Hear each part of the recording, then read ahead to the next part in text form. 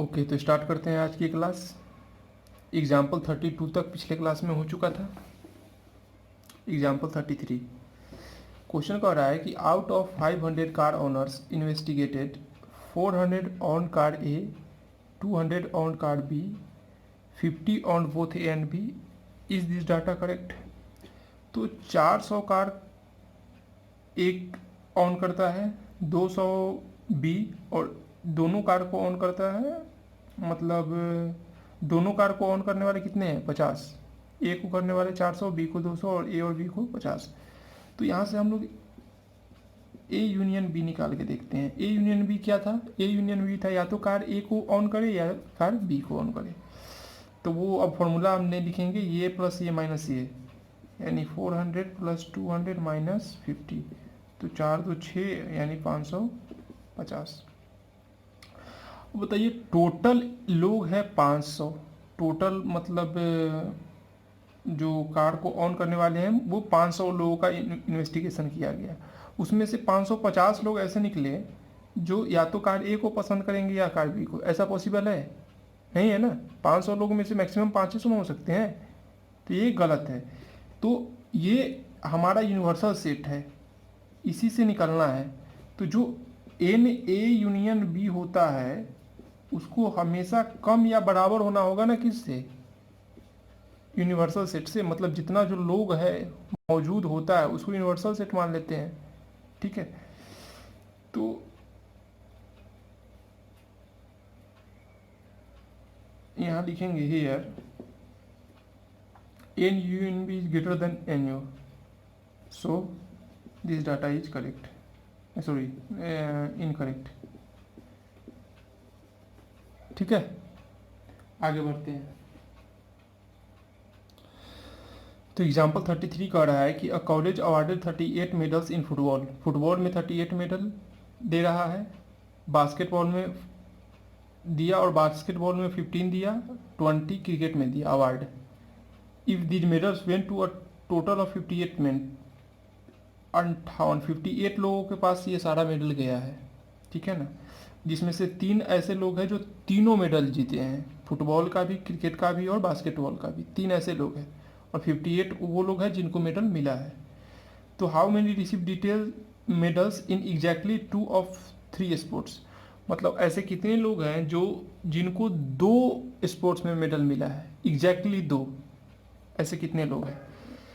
तो डाटा हम यहाँ पे लिख लिए सारा। फुटबॉल, बास्केटबॉल, क्रिकेट, तीनों मतलब या तो फुटबॉल या तो बास्केटबॉल या क्रिकेट, मतलब टोटल लोग जो कि जीते हैं मेडल 58, और इंटरसेक्शन मतलब तीनों अवार्ड मिला है वो 3। ये फॉर्मूला हम पढ़े हैं, ठीक है। तो ये वो लोग हैं जिनको 2 अवार्ड मिला है, ठीक है ना। तो यहाँ से निकालते हैं। इनको निकालने के लिए क्या किया जाएगा कि पहले तो ये यहाँ पे वैल्यू पुट करते हैं। ये 58 हो गया, ये 38 प्लस एन बी हमारा 15 प्लस एन सी 20। ये कैलकुलेशन हम कर देते हैं। हाँ, तो कैलकुलेशन हम कर दिए। ये तीनों को निकालना था, इस तीनों को इधर लाएं, अब बाकी सबको उधर भेज दिए। तो कितना आ गया? 18। देख लीजिए, कैलकुलेशन सिंपल है। हम इन तीनों को इधर लाएं तो प्लस में चले आए ये लोग, और बाकी इसको और 3 को जोड़ के और 58 माइनस कर दिए तो कितना आ गया? 18। तो क्या ये 18 हमारा आंसर है? क्योंकि यहाँ पे देख रहे हैं ना, फुटबॉल और बास्केटबॉल पसंद करने वाले ये हैं बास्केटबॉल और क्रिकेट पसंद करने वाले, और ये हैं फुटबॉल और क्रिकेट पसंद करने वाले। तो टोटल 18 को हो गए जो 2 स्पोर्ट्स को पसंद करते हैं। लेकिन ये ऐसा नहीं है, इसमें वो लोग भी शामिल है जो बास्केटबॉल और फुटबॉल के अलावा भी पसंद करते हैं। जैसे ये कौन है? ये वो लोग हैं जो बास्केटबॉल और फुटबॉल दोनों पसंद करते हैं, ठीक है। इसमें वो भी तो हो सकते हैं जो क्रिकेट भी पसंद करते हैं। जो बास्केटबॉल और फुटबॉल पसंद करते हैं, ये नहीं ना बोल रहा है कि इसमें वो नहीं है जो क्रिकेट पसंद करते हैं, ऐसा तो नहीं ना बोल रहा है। जैसे कि एग्जांपल से हम आपको समझाते हैं। मान लेते हैं कि रमेश, महेश, सुरेश और गणेश 4 लोग हैं, ठीक है। रमेश को क्रिकेट पसंद है, फुटबॉल पसंद है और बास्केटबॉल पसंद है, तीनों पसंद है। महेश को सिर्फ क्रिकेट पसंद है, फुटबॉल पसंद है, लेकिन बास्केटबॉल पसंद नहीं है। सुरेश को क्रिकेट पसंद नहीं है, फुटबॉल पसंद है और बास्केटबॉल पसंद है। गणेश को क्रिकेट पसंद है, फुटबॉल पसंद नहीं है और बास्केटबॉल पसंद है। ठीक है, ध्यान दिखाई दे रहा है? कर लिया ऐसा? रमेश, महेश, सुरेश, गणेश क्रिकेट, इसको ये सब पसंद है, जो जो पसंद है उस पर प्लस टिक लगाए हैं और काट दिए हैं जो पसंद नहीं है। तो एक बात है, ये ऐसे कितने लोग हैं? तो यहाँ पे पहले बताइए कि क्रिकेट और फुटबॉल इंटरसेक्शन वाले कितने लोग हैं? क्रिकेट और फुटबॉल ऐसे कितने लोग हैं जो क्रिकेट और फुटबॉल दोनों पसंद करते हैं? तो क्रिकेट और फुटबॉल पसंद करने वाले एक रमेश है,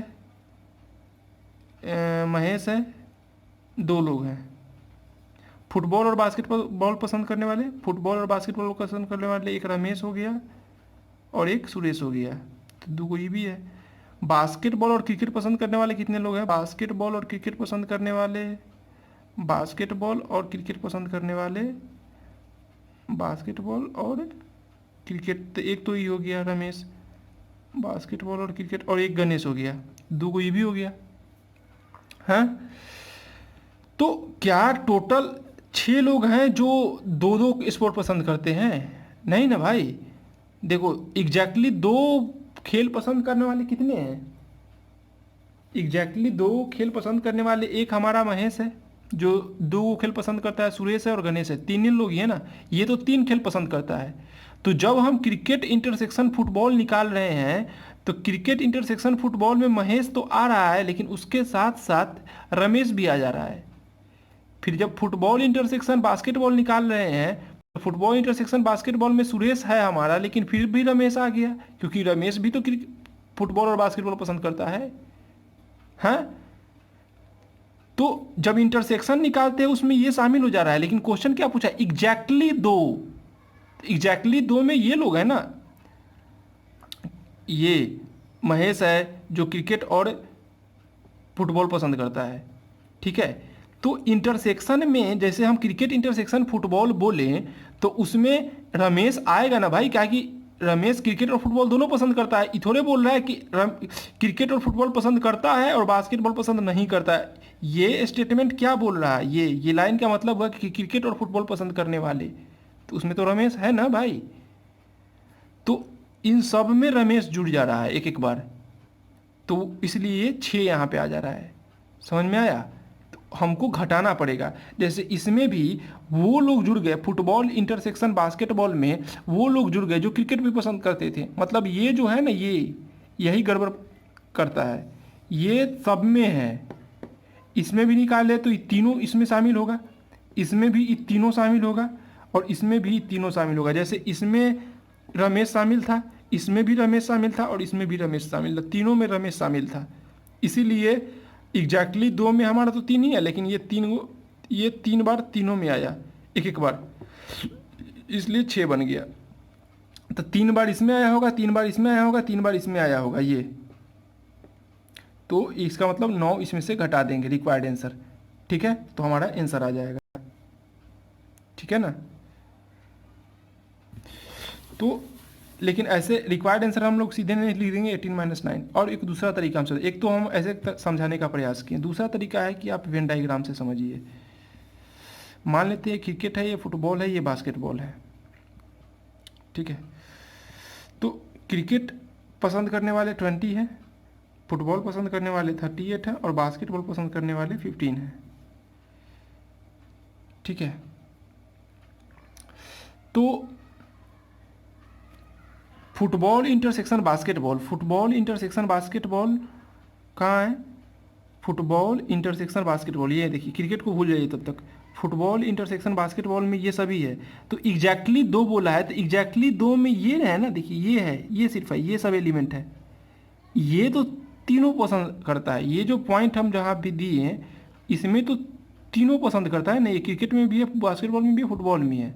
एग्जैक्टली 2 में नहीं आता है। लेकिन जैसे ही हम लोग बास्केटबॉल इंटरसेक्शन फुटबॉल किए तो उसमें ये आ गया ना। फिर बास्केटबॉल इंटरसेक्शन क्रिकेट किए, बास्केटबॉल इंटरसेक्शन क्रिकेट किए तो उसमें ये आया, अब प्लस में फिर से वो आ गया। और यहाँ पे जब क्रिकेट इंटरसेक्शन फुटबॉल किए तो ये आया, अब फिर से वो आ गया, 3 बार आया ना वो। तो इस पार्ट को मान लेते हैं, किसी को भी, इसको ए मान लेते हैं, इसको बी मान लेते हैं, इसको सी मानते हैं, और जो बीच में तीनों का इंटरसेक्शन है उसको डी मान लेते हैं। ठीक है ना, बीच वाला डी है जो नहीं दिख रहा है, मान लीजिए यहाँ पे डी लिखे हैं हम। तो football intersection basketball, football intersection basketball में सी और डी दोनों हैं, C plus D. Basketball intersection cricket में ए प्लस डी दोनों हैं, और फुटबॉल इंटरसेक्शन क्रिकेट में बी प्लस डी दोनों हैं, और ये सभी मिलकर कितना है 18। तो यहाँ से A plus B plus C I plus 3D is equal to 18।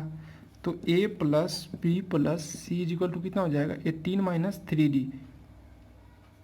तो 18 माइनस 3D मतलब क्या, 3 इंटू 3D क्या है, डी हमारा तीनों में जो पसंद करता है, और तीनों पसंद करने वाले कितना है, कितना लोग हैं, तीनों पसंद करने वाले कितने लोग हैं, 3, यहाँ 4 भी हो सकता है, कितना भी हो सकता था क्वेश्चन के अनुसार, लेकिन क्वेश्चन में 3 ही दिया है तो 3 ले रहे हैं हम लोग। तो 18 माइनस 9 कितना आंसर आ गया 9। ये एक अच्छा क्वेश्चन था जिसको अभी हम लोग सॉल्व किए। ठीक है, आगे बढ़ते हैं।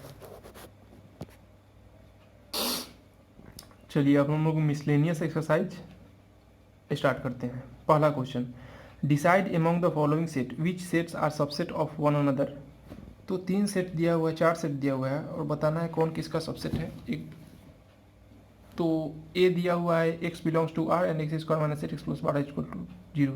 तो यहाँ से x का वैल्यू निकाल लिए हम लोग, 2 और 6 आया है। ठीक है, 2 और 6 आया था। तो अब आगे देखते हैं, सॉल्व करते हैं। हाँ, तो a 2 और 6 आया, b 2 4 6 दिया है, c दिया है, d दिया हुआ है। तो यहाँ देख रहे हैं ना कि सबसे पहले तो d सबका सेट है, d a का भी सेट है, सबसेट है, d b का भी सबसेट है, और d c का भी सबसेट है, तीनों का सबसेट है d। ये तो तीनों दिख गया। फिर a देख रहे हैं कि सबसेट है किसका, b का, और a हमारा c का भी सबसेट है। ठीक है, और b जो है वह c का सबसेट है। ठीक है, बस यही है ना, इतना ही सबसेट निकला। d सबका है, a b और c का है, और b c का है। ठीक है, आगे बढ़ते हैं। क्वेश्चन नंबर 2, क्वेश्चन नंबर 2 हम पीछे करा चुके हैं, पता नहीं कौन से, आपको थंबनेल में ही दिख जाएगा पुराने वीडियो में।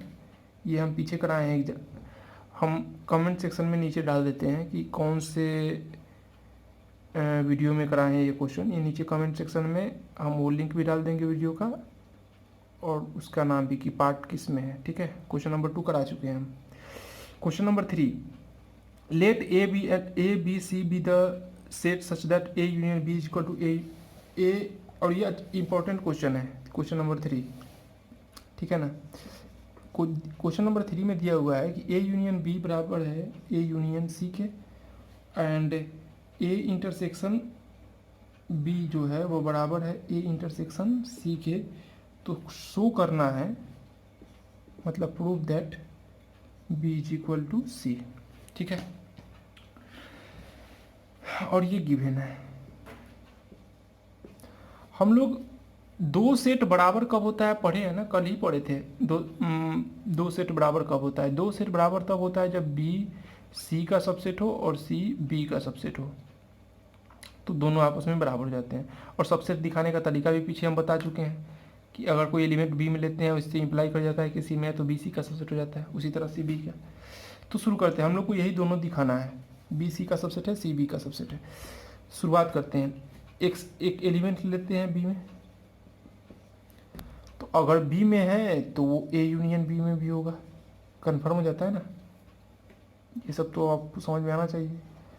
तो यहाँ से 2 बात निकल के आता है कि, और हम लोग जितना भी प्रूफ है ना, प्रूफ का यही अप्रोच रखेंगे। ठीक है, एक्स बिलोंग्स टू ए और एक्स बिलोंग्स टू बी, वो ए में भी होगा या बी में होगा। इसके कहने का मतलब यही होता है, या तो ए में हो या बी में हो। अब यहाँ से 2 केस निकल के आता है। एक केस 1 कि x बिलोंग्स टू बी है, तो x बिलोंग्स टू क्या हो जा रहा है, ए। या एक लाइन खींच के भी ऐसे कर सकते थे, इधर कहानी इधर कहानी। और एक केस 2 है, इसको फर्स्ट मान लेते हैं ऐसे, इसको 2 मान लेते हैं कि x बिलोंग्स टू b है, तो क्या हो गया, x belongs to sorry a union b था ना, तो a यूनियन c कर देते हैं इसको। एक मिनट ध्यान दीजिए, यहाँ x belongs to a union b है तो इसको लिख सकते हैं a यूनियन c, क्योंकि हमको b से c पे जाना है ना, c तो था ही नहीं उसमें। तो x बिलोंग्स टू a और x बिलोंग्स टू c। तो यहाँ से पहला केस क्या आया कि अगर x b में है तो क्या हुआ, x a में भी हो गया। और दूसरा केस क्या है कि अगर x b में है तो x c में होगा, या तो ये है ना। तो अगर x b में है होने से x a में हो जा रहा है तो कन्फर्म हो गया कि x जो है वह a इंटरसेक्शन b में भी होगा। हाँ, ध्यान से समझिए इस बात को, हम ये नहीं बोल रहे हैं कि अगर x a में है तो x a इंटरसेक्शन b में भी होगा। ये कहाँ से, ये तो गलत है ना बात भाई। हम लोग कल ही देखे थे कि ये a है ये b है, अगर a में है तो कहाँ a इंटरसेक्शन b में है, नहीं है ना इसमें। लेकिन अगर a इंटरसेक्शन b में रहता है तो a में रहता है, तो ये गलत स्टेटमेंट है ऊपर जो हम लिखे हैं। लेकिन यहाँ पे हम क्यों लिखे इस बात को, यहाँ पे हम बोल रहे हैं कि अगर एक एलिमेंट है जो कि b में है, इससे कन्फर्म हो गया कि वो a में भी है, b में होने से वो कन्फर्म हो गया कि a में है, इसका मतलब क्या पता चल रहा है आपको कि b a का सबसेट है। यहाँ से ही ना पता चल रहा है कि b a का सबसेट है, यानी b a के अंदर है, तो इसका मतलब a इंटरसेक्शन b ये ना होगा, ये b हो गया ये a हो गया बाहर, समझ रहे हैं। तो अगर x बिलोंग्स टू b होने से x बिलोंग्स टू a हो रहा है तो इसका मतलब कन्फर्म है कि x जो है वह a इंटरसेक्शन b में है, या b इंटरसेक्शन a, कुछ भी लिख सकते हैं, a इंटरसेक्शन b है। ये हम बोल रहे हैं बात, समझ रहे हैं आप इस बात को, ये ठीक है। तो अगर x b में है तो x बिलोंग्स टू a होगा, या x बिलोंग्स टू b में है तो x बिलोंग्स टू c होगा। दो पॉसिबिलिटी लेके चल रहे हैं हम लोग और के आधार पे, तो दोनों को अलग अलग देख रहे हैं कि अगर x बिलोंग्स टू b है तो x बिलोंग्स टू a होगा, तो यहाँ से x belongs to a intersection b होगा।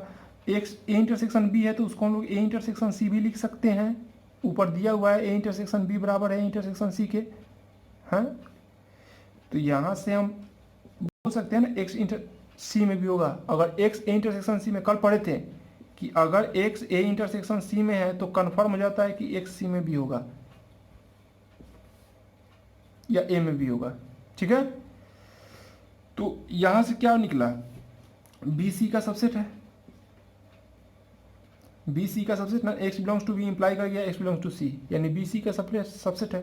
अब यहाँ देखिए, यहाँ तो x belongs to b imply कर रहा है x बिलोंग्स टू c, तो यहाँ तो सीधे दिख रहा है कि BC का सबसेट है। हाँ, तो BC का सबसेट दिखा दिए, ई पूरे को हम लोग 1 मान लेंगे, मतलब ये भी पूरे 1 में आ गया। ई केस में भी बी सबसेट निकला सी का, इस केस में भी बी सबसेट निकला सी का। अब हम लोग सी सबसेट है बी का दिखाते हैं, उसके लिए क्या करेंगे, उसके लिए एक एलिमेंट लेंगे y belongs to C, implies एक सबसेट लिए y जो कि सी में है, तो वो क्या इंप्लाई करेगा, वो इंप्लाई करेगा कि वही सेम टू सेम चलेंगे, सी में है तो इसका मतलब है ए यूनियन सी में होगा, ए यूनियन सी में है तो इसका मतलब है ए यूनियन बी में भी होगा, क्योंकि ए यूनियन सी बराबर है ए यूनियन बी के। ऊपर देखिए ए यूनियन सी बराबर है ए यूनियन बी के, तो यहाँ से कन्फर्म हो गया कि वह ए में होगा या बी में होगा। अगर y बिलोंग्स टू सी, अब यहाँ से दो केस कि y बिलोंग्स टू सी होने से y बिलोंग्स टू a हो गया, तो कन्फर्म होगा कि y belongs to a intersection c, और a इंटरसेक्शन c है तो यहाँ से क्या निकला कन्फर्म कि a इंटरसेक्शन b भी होगा, क्योंकि a इंटरसेक्शन c और a इंटरसेक्शन b बराबर है। तो यहाँ से कन्फर्म निकला कि y बिलोंग्स टू b होगा ना भाई, ए इंटरसेक्शन बी में है तो बी में तो पक्का होगा। तो यहाँ से क्या निकला, y belongs to C imply कर गया y बिलोंग्स टू बी में, माने कि c क्या हो गया, b का सबसेट, c सबसेट हो गया b का। ठीक है, एक यहाँ निकला था, एक यहाँ निकला था, ये पहला केस। इसका दूसरा केस क्या निकलेगा कि y बिलोंग्स टू c है तो y बिलोंग्स टू b होगा, y बिलोंग्स टू नहीं यार, y बिलोंग्स टू c है तो इम्प्लाई कर गया y बिलोंग्स टू b, एक ये या ये, तो इसमें तो सीधे दिख रहा है कि c b का सबसेट हो जाएगा। तो फ्रॉम 1 एंड 2, इसको 2 मान लिए, तो इसमें निकला है कि बी सी का सबसेट है दोनों केस में, इसमें भी दोनों केस में निकला कि सी बी का सबसेट है। तो from 1 and 2 B is equal to C. समझ में आया? आसान है, बहुत आसान है। यही अप्रोच हम लोग रखेंगे हमेशा, कोई भी प्रूफ करना रहेगा तो। ठीक है, आगे बढ़ते हैं। इसको ध्यान से समझिए और एक बार खुद से बनाइए। इस पर हम लोग बहुत सारा सवाल करने वाले हैं, एग्जाम्पलर में भी सवाल है, आगे भी ऐसा सवाल है। ठीक है ना, तो टेंशन नहीं लेना है, समझ में आएगा अच्छे से। इसको एक बार फिर से आप देखिए, रिवाइज कीजिए, ये आते रहेगा। ठीक है ना, अच्छा से एक्सप्लेन किए हैं, ढंग से इसको 1-2 बार देखिएगा, समझ में आ जाएगा। क्वेश्चन नंबर 4, ये चारों केस इक्विवेलेंट है दिखाना है। इसको थोड़ा रोक के ध्यान दीजिए, ये चारों केस दिया हुआ है और बोल रहा है कि सब इक्विवेलेंट है दिखाने के लिए। पहला है ए सबसेट है बी का, तो अगर ए सबसेट है बी का, तो अगर एक्स में कोई एलिमेंट लेंगे तो वो बी में भी चला जाएगा। X belongs to A imply करेगा कि एक्स बिलोंग्स टू बी में। पढ़े ना सबसेट का केस। दूसरा है ए माइनस बी इक्वल टू 5, तो ए माइनस बी इक्वल टू 5 कहने का मतलब क्या है कि ए में 5 मतलब ऐसा कोई एलिमेंट नहीं है। 5 का मतलब क्या होता है, 5 जैसे ही दिखा तो इस 5 के लिए एक लाइन है, ऐसा कोई भी एलिमेंट नहीं है। 5 को क्या बोलते हैं, कोई भी एलिमेंट नहीं है। तो ऐसा कोई भी एलिमेंट नहीं है जो ए में हो और बी में नहीं हो। ए माइनस बी का मतलब क्या होता है, वो एलिमेंट जो ए में हो और बी में नहीं हो, और ये है 5। तो ऐसा कोई एलिमेंट ही नहीं है जो ए में हो और बी में नहीं हो। तो इसका मतलब क्या हुआ, no such element exist such that, इस तरह कि एक्स में हो एंड एक्स में हो एंड वह किस में नहीं हो, बी में नहीं हो। मीन्स कहने का मतलब हुआ कि अगर एक्स ए में होगा तो इम्प्लाई करेगा क्या, बी में। अगर ए में होगा तो क्या करेगा, इम्प्लाई बी में। तो पहले वाला भी ये था, दूसरा वाला भी ऐसा ही बन गया। तीसरा है कि यहाँ से ऐसे भी दिखा सकते हैं कि ये ए बी का सबसेट हो गया, तो देखिए पहले जैसा बन गया ये, हाँ। लेकिन हम लोग ये लैंग्वेज पे ही ले चल रहे हैं। तीसरा है A union B is equal to B, तो हम लोग एक एलिमेंट लेते हैं ए में और उसको भी इस तरह से दिखा देते हैं। ए में होगा तो पक्का हो गया कि ए यूनियन बी में होगा, ए यूनियन बी में होगा तो पक्का हो गया कि बी में होगा, है ना।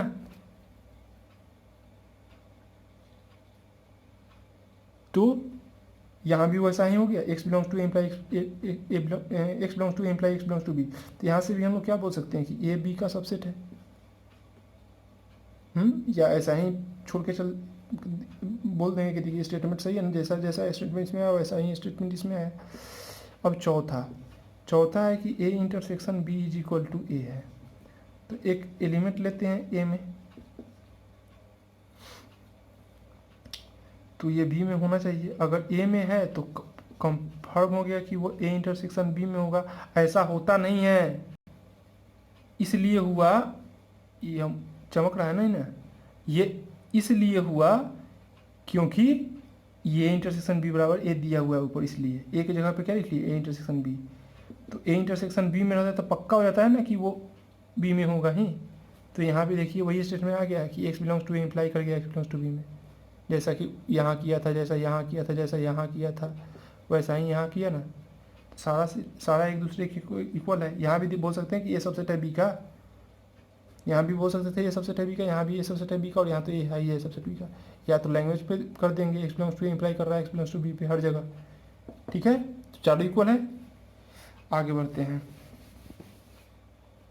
क्वेश्चन नंबर 5 है कि ए बी का सबसेट है तो दिखाइए कि सी माइनस बी सबसेट होता है सी माइनस ए का। तो कोई किसी का सबसेट होता है कैसे दिखाते हैं, इसमें एक एलिमेंट लेते हैं, वो इसमें आ गया तो हो गया सबसेट। तो लेते हैं X belongs to C minus B. ये क्या इम्प्लाई करता है, इसका मतलब क्या हुआ कि X belongs to C and X does not belongs to B. यही ना मतलब होता है सी माइनस बी का। ये क्या इम्प्लाई करेगा कि x belongs to c and x does not, अगर b में नहीं है तो वो a में भी नहीं होगा, क्योंकि a b का ही सबसेट है। तो b में नहीं है तो a में भी नहीं होगा ना।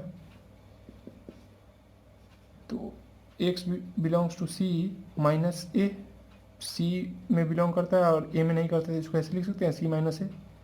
तो देखिए यहाँ c माइनस b में अगर ये a में भी चला आ रहा है, इसका मतलब क्या है कि c माइनस बी सबसेट है c माइनस a का। आसान था ना, ये सब आसान है। अप्रोच यही रखेंगे, एक एलिमेंट लेंगे फिर उसको बगल वाले एलिमेंट में दिखा देंगे, बन जाता है सबसेट हुआ। ठीक है। Question number 3। अगला क्वेश्चन नंबर 6 है कि P A is equal to P B है तो शो करना है कि ए इजक्वल टू बी होगा। वैसे ही लेंगे, एक एलिमेंट ए में लेंगे, अगर वो बी में आ गया तो ए सबसेट है बी का, और फिर बी में लेंगे और ए में आ गया तो बी सबसेट है ए का, और ए सबसेट है बी का, बी सबसेट है ए का, तो ए इक्वल टू बी होता है। ठीक है, तो वही कहानी करेंगे इसमें भी। एक्स ए में एलिमेंट लेंगे, अगर एक्स एक ए का एलिमेंट है तो अगर हम लोग एक्स को ऐसे घेर दें तो ये एक्स एक सेट बन जाता है, और अगर वो सेट बन गया तो वह पी ए में बिलोंग कर जाएगा। ध्यान से समझिए, ये है 1 2 3, ठीक है, और पी ए क्या है, दो ही एलिमेंट लेते हैं तो बहुत ज़्यादा बनाना पड़ेगा। 1 और 2 है ए, तो पी ए क्या होगा 5 1 2 और 1 2, यही है ना हमारा पी ए का सारा सबसेट को पी ए बोलते हैं। तो अगर हम लोग एक एलिमेंट लिए ए का, एक एलिमेंट लिए तो अगर उसको हम लोग घेर दिए तो वो क्या बन गया, पी ए का एलिमेंट बन गया कि नहीं। देखिए यहाँ पी ए में वो है, घेर दिया मतलब क्या, एक सेट बना दिए तो वो पी ए में बिलोंग कर गया ना। आसान है, यही चीज़ ऊपर लिखे हम। अगर ए का एलिमेंट है तो एक सेट जो होगा वो पी ए का एलिमेंट होगा, और अगर पी ए का एलिमेंट है तो वह पी बी का भी एलिमेंट होगा, क्योंकि पी ए बराबर है पी बी के, ऊपर में दिया हुआ है। और अगर एक सेट पी बी का एलिमेंट है तो उसका जो एलिमेंट है अंदर वाला वह बिलोंग करेगा बी को। सिंपल, इसका उल्टा बात, अगर कोई सेट पी ए में है तो एक्स ए में रहता है, उसी तरह अगर कोई एक्स पी बी में है तो एक्स बी में भी होगा। तो एक्स एक एलिमेंट लिए जो ए में था वो इम्प्लाई कर लिया कि वो बी में भी होगा। इसका मतलब है क्या है कि ये सबसेट है बी का, इसको हम मान लिए। अब कोई एलिमेंट लेंगे वाई बी में, तो वाई एक एलिमेंट लिए बी में, तो सेम वही कहानी चलेंगे। वाई बिलोंग करेगा पी बी में, पी बी में बिलोंग करेगा तो वाई बिलोंग करेगा बी में, नहीं पहले ए में करते हैं। ये वाई पी ए में बिलोंग करेगा क्योंकि पी बी पी ए बराबर है। यहाँ से निकला कि वाई ए में बिलोंग करेगा, तो यहाँ से निकला कि बी ए का सबसेट है। तो from 1 and 2, from 1 and 2 A is equal to B. आसान है। क्वेश्चन पूछ रहा है कि क्या ये सही है, सही है तो इसको जस्टिफाई कीजिए। आप एग्जाम्पल के थ्रू भी ले चल सकते हैं, 1 2 3 ले लेंगे और फिर ए को और बी को कुछ और ले लेंगे और ऐसे दिखा देंगे। हम लोग पहले इसको प्रूफ करते हैं, ठीक है। प्रूफ करने के लिए क्या करेंगे, इसको इसका सबसेट दिखा देंगे, इसको इसका सबसेट दिखा देंगे, तो हो जाएगा प्रूफ कि ये दोनों आपस में इक्वल है। तो वही कहानी, एक्स एक इसका एलिमेंट लेते हैं, किसका, P A union P B का, इसका एक्स एक एलिमेंट है। तो ये क्या इंप्लाई करता है, ये इंप्लाई करता है कि x belongs to P A और x belongs to P B. ये नहीं इंप्लाई करता है x belongs to P A और x belongs to P B. अगर x पी ए में बिलोंग करता है, इसका मतलब है कि x सबसेट है a का। अगर x पी ए में बिलोंग करता है, इसका मतलब क्या है कि x सबसेट है a का, है कि नहीं है। अभी नीचे एग्जाम्पल दिखाए थे, उसके आधार पे आप देख लीजिए जाके कि हम जो लिखे थे बिलोंग करता है पी ए को, उसको उसमें हम x को a का सबसेट बोल सकते हैं कि नहीं, एकदम है। और x सबसेट है किसका, b का। तो यहाँ से क्या बोल सकते हैं कि x सबसेट है किसका, a यूनियन b का। a का भी सबसेट है और b का भी सबसेट है, और का मतलब क्या होता है, यूनियन। x सबसेट है a यूनियन b का। अगर x सबसेट है a यूनियन b का, तो x एलिमेंट है किसका, power set of a union b का। अगर x a यूनियन b का सबसेट है, तो वह एलिमेंट हो जाता है पावर सेट का। किसी सेट का एलिमेंट, किसी सेट का सबसेट उस सेट के पावर सेट के एलिमेंट के बराबर होता है। सिंपल सा बात है, पीछे एग्जाम्पल देखे हैं। तो यहाँ से क्या निकल गया कि power set of A union power set of B, यहाँ से क्या निकला कि अगर एक्स इसमें लिए तो वो एक्स इसमें भी चला गया, मतलब ये इसका सबसेट है। इसको 1 मान लिए। अब इसमें एक एलिमेंट लेंगे और इसमें दिखा देंगे, तो ये इसका सबसेट बन जाएगा, तो आपस में इक्वल हो जाएगा। तो वाई एक एलिमेंट लेते हैं किसमें, power set of A union B में। तो power set of A union B में है, इसका मतलब क्या हुआ कि वाई जो है सबसेट है ए यूनियन बी का। y बिलोंग करता है power set of A union B में, इसका मतलब है कि y सबसेट है ए यूनियन बी का। तो यहाँ से क्या पता चलता है कि y सबसेट है a का और y सबसेट है b का। और y a का सबसेट है, तो y बिलोंग करेगा पावर सेट ऑफ a में और y बिलोंग करेगा पावर सेट ऑफ b में। इसका मतलब है कि y बिलोंग कर गया power set of a union power set of b में। तो यहाँ भी वही कहानी आ गया, a यूनियन b में होने से इसमें आ गया। तो power set of a union b subset हो गया power set of a union power set of b का। तो फ्रॉम 1 and 2 क्या ऊपर जो हुआ था कि power set of a union power set of b बराबर power set of a union b। Answer मतलब प्रूफ हो गया ना, ठीक है। तो ये भी प्रूफ हो गया। अब क्वेश्चन नंबर 8 से 16 अगले क्लास में। धन्यवाद।